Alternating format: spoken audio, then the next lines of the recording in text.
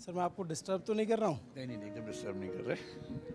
हमारे साथ कौन है आप जान रहे हैं, विकास सर हमें मिल जाते हैं जहाँ पे, तो लगता है कि कुछ तो ज्ञान ले लो इनसे, जो है थोड़ी सी बात तो कर लो। अभी तो चाय पी लो भाई साहब। चाय पी लेते हैं, तो हम इस ऐसे शो का नाम दे देंगे विकास सर के साथ चाय।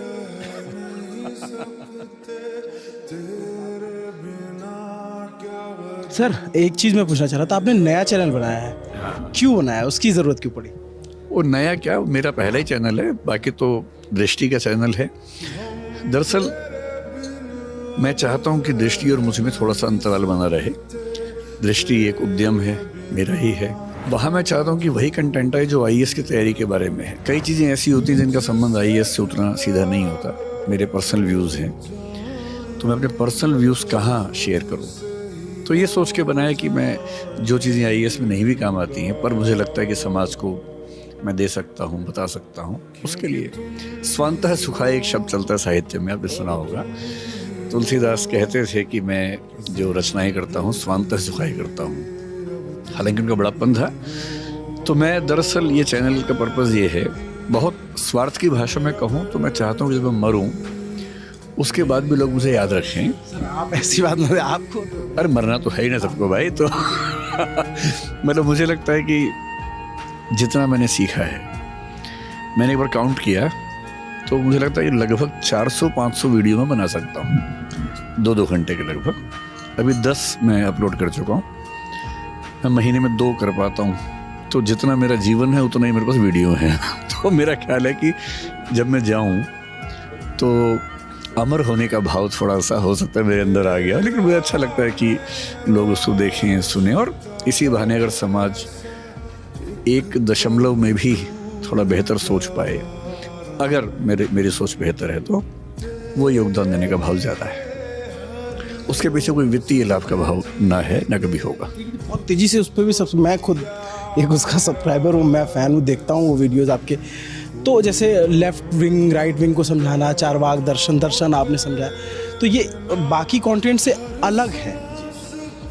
इसीलिए मैंने कहा ना कि अगर वो आईएएस वाला ही कंटेंट होता तो शायद मैं वहीं पर करता, लेकिन पर्पस था कि एक कोना तो मेरा अपना भी हो जहाँ मैं इस चिंता से मुक्त होकर कि आईएएस के बच्चों के काम का है या नहीं है, अपने मन की बात कह सकूँ। तो समझ लीजिए कि मेरे मन की बात कहने का एक प्लेटफॉर्म मुझे मिल गया। अभी मन की बात कर रहे हैं। उसको मुहावरे के रूप में ले तो, और मैं बड़ा खुश हूँ। टाइम कम दे पा रहा हूँ लेकिन अच्छा लगता है उन टॉपिक से बात करना जिन पे बात अमूमन लोग नहीं करते हैं। जैसे फ़िलॉसफी मैंने पढ़ा, एक बार यूपीएससी के लिए पढ़ा, अब उसका बहुत महत्व उस एग्ज़ाम में नहीं है, तो जो मैंने सीखा कम से कम मैं छोड़ के तो जाऊँ। ये ज़रूर है कि यूपीएससी में जिस लेवल पे हम फ़िलॉसफी पढ़ते हैं उससे बहुत लाइट करके मैं यहाँ इस चैनल पे रखता हूँ ताकि वो आम आदमी समझ सके। वो एग्ज़ामिनीज़ के लिए नहीं है, एक आम आदमी के लिए है। चारवाक तो खैर एक आसान दर्शन है। जब हम अद्वैत वेदांत समझेंगे, हीगल को समझेंगे, जैन दर्शन, बौद्ध दर्शन की बारीकियाँ समझेंगे, तो मैं बस ये ध्यान रखूँगा कि एक आम आदमी, गांव का, कस्बे का आदमी जितना समझ सकता है उतना ही आगे तक जाऊं। और ये दर्शन या विज्ञान या कानून केवल शहरी पढ़े लिखे लोगों की बपौती क्यों रहे? देश के हर व्यक्ति को क्यों नहीं इसका एहसास होना चाहिए, आनंद मिलना चाहिए? तो यही एक प्रयास है। देखिए इतना बीच बीच में चाय पी लीजिए, नहीं तो मैं इतना डांट खाऊंगा ना, लोग कहेंगे ये हमारे सर को आ गया, ये पता नहीं कौन सा रिपोर्टर है और आकर के सर को चाय नहीं पीने दे रहा। सर अच्छा, एक इसके अलावा जो आपने चैनल्स का है और लोग उससे कनेक्ट कर ही रहे हैं, आप कोचिंग्स में जा रहे हैं क्या? अलग अलग सेंटर पे जाते हैं? मतलब अपनी जो प्रोफेशनल जिम्मेदारी है वो तो निभाता ही हूँ। चूँकि मैं इलाहाबाद प्रयागराज से हूँ, अब प्रयागराज हो गया, तो वहाँ के लड़के आपके बहुत चाहने वाले हैं और वो बीच बीच में पूछते रहते हैं कि क्योंकि उन्होंने देखी हमारे पहले पुरानी रिपोर्ट्स दी, तो भैया दिव्य कीर्ति सर कब आएंगे, इलाहाबाद कब आएंगे, पूछते हैं, तो प्रयागराज कब आएंगे? ऐसा कुछ मैं लगभग हर 2-3 महीने में एक बार प्रयागराज, एक बार जयपुर जाता हूँ। कभी कभी गैप थोड़ा ज़्यादा हो जाता है, कभी कभी हर महीने भी हो जाता है। तो प्रयागराज अब मैं शायद इसी महीने या अगले महीने की शुरुआत में जाने वाला हूँ। सुन लो भैया, तुम लोग के लिए बहुत बड़ी खबर है। बढ़िया, नहीं तो अप्रैल तो पक्का है ही। एक सर आपने मतलब जो चैनल बनाया उसने आपने ये बताया कि व्यक्तिगत जीवन आपका, जो आपका खुद और एक संस्था, वो अलग हो, लेकिन संस्था तो आपसे जुड़ी हुई है। अभी हाल फिलहाल में पीछे ना एक थोड़ी सी कंट्रोवर्सी हुई, आपको अगर पता होगा तो, उसमें वो होती रहती है मुझे लेके। आप कौन से वाली बता रहे हैं? वो ये हुई कि आप जो आपके ऊपर प्रेशर है, आप सरकार के दबाव में काम कर रहे हो। एक सिंगर हैं और ऐसा लगा उनके हस्बैंड दृष्टि नेहा नाम है उनका, तो आरोप लगा कि ऐसा दबाव में हुआ कि सारा प्रकरण हो गया, मैं सरकार के खिलाफ बोल रही हूँ। उन्होंने ऐसे आरोप लगा कि मैं सरकार के खिलाफ बोलती हूँ, इस वजह से मेरे पति की नौकरी चली गई दृष्टि आई से। आप जो है जो सत्य है वो बता दीजिए। मुझे ऐसा लगता नहीं कि नेहा जी ने कभी ऐसा आरोप लगाया, एक गलत फहमी। समर्थकों ने। हाँ, देखिए इसमें 2-3 बातें। पहली बात, नेहा जी जो कर रही है मैं उसका सम्मान करता हूँ, दृष्टि परिवार भी सम्मान करते हैं, क्योंकि लोकतंत्र में एक अच्छा विपक्ष होना ज़रूरी है। मैं उनसे सहमत पूरी तरह से हूँ, मैं ये नहीं कह रहा हूँ, क्योंकि मैं केवल पक्ष केवल विपक्ष वाला व्यक्ति हूँ नहीं। मैं पॉलिटिकली न्यूट्रल रह के मूल्यांकन करना पसंद करता हूँ। लेकिन हाँ, विपक्ष की बड़ी भूमिका है और उनकी भूमिका काबिल तारीफ़ है। दूसरी बात यह है कि दृष्टि में जो काम होता है, हम एक कॉरपोरेट कल्चर में काम करते हैं, उसमें मनमानी भावनाओं से फैसले नहीं होते हैं।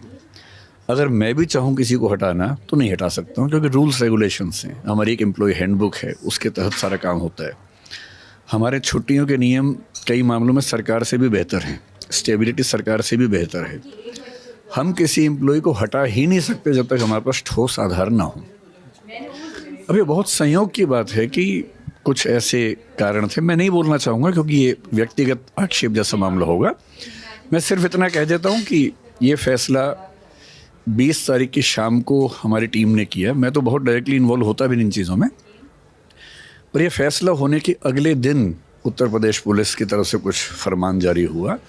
संयोग है, निरा संयोग है कि 2 चीज़ें एक साथ हो गई।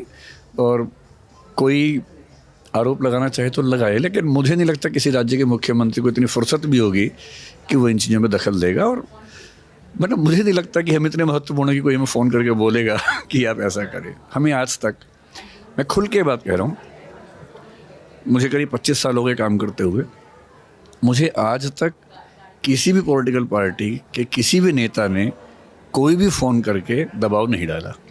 हाँ, कभी कभार ये होता है कि किसी एमएलए एमपी का फ़ोन आग्रह का आता है कि इस बच्चे का एडमिशन है, थोड़ा फीस का देख लीजिए, इतनी छोटी मोटी बातें। लेकिन किसी को रखना है काम पे, नहीं रखना है, ऐसा दबाव तो आज तक नहीं आया। तो क्यों आएगा? ऐसा नहीं होता। ये जो भैया अभी तक सारा चल रहा था, सोशल मीडिया पे फैलाया जा रहा था, लिखा पढ़ा जा रहा था, तो हमने कहा कि सर मिल गए तो सर से ही पूछ लेते हैं। तो सर आप चाय एंजॉय कीजिए, और विथ ड्यू रिस्पेक्ट अगर मैं बच्चों को दिखा सकूं कि आप कौन सी बुक पढ़ रहे हो ये तो किताब किसने मुझे गिफ्ट की है अभी? अच्छा, मेरी चॉइस वाली ऐसी किताब नहीं है। अच्छा, ओके। तो मतलब किसी ने, हाँ, किसी ने अभी भी गिफ्ट किया, तो मैं प्रचार क्यों करूं किताब का, है ना? अच्छा, मुझे लगा कोई इंपॉर्टेंट किताब है तो बच्चों को दिखा देंगे तो वो जो है। अभी किसी ने गिफ्ट की, मैं नहीं जानता क्या किताब है। Thank you sir, thank you. Sir के साथ चाय पीने का मौका मिल जाए और उससे बातचीत करने को मिल जाए, भाई हमें भी मौज आती है और बड़ा अच्छा लगता है कि इतने प्यार से कोई समझाता है, इतने सौम्य तरीके से। क्योंकि हम भी जर्नलिस्ट हैं, इसलिए सवाल करते हैं, लेकिन एक इंसान है, एक स्टूडेंट है, इसलिए एडमायर भी। हम लोग आज इंडिया टुडे कॉन्क्लेव में आए हुए हैं और कॉन्क्लेव में चाय इन्होंने ही मुझे पिलाई है। बाई चांस नहीं मिल गए हैं, इन्हीं की कृपा से मुझे चाय मिली है। वो ऐसा हो गया, धन्यवाद। वो ऐसा हुआ कि मैंने कहा सर, हम लोग नॉर्मली शुरू करते हैं तो शुरू करें इंटरव्यू। मैंने कहा सर आप चाय पियो, मैं आके से एंट्री मारूंगा और बोलूँगा कि आपको डिस्टर्ब तो नहीं कर रहा हूँ। लेकिन यहाँ पे सर ने मेरी पोल खोल दी। तो आपको ये पूरी बातचीत कैसी लगी सर? आप मज़ा आया। नहीं, आपको नहीं, मैं तो पब्लिक से पूछ रहा हूँ। आपके साथ तो बातचीत करके हमें मज़ा आता है, आम दर्शकों को मज़ा आता है। आपको ये पूरी बातचीत कैसी लगी कमेंट करके ज़रूर बताइएगा। मेरा नाम है अभिनव पांडे, देखते रहिए दी ललन टॉक।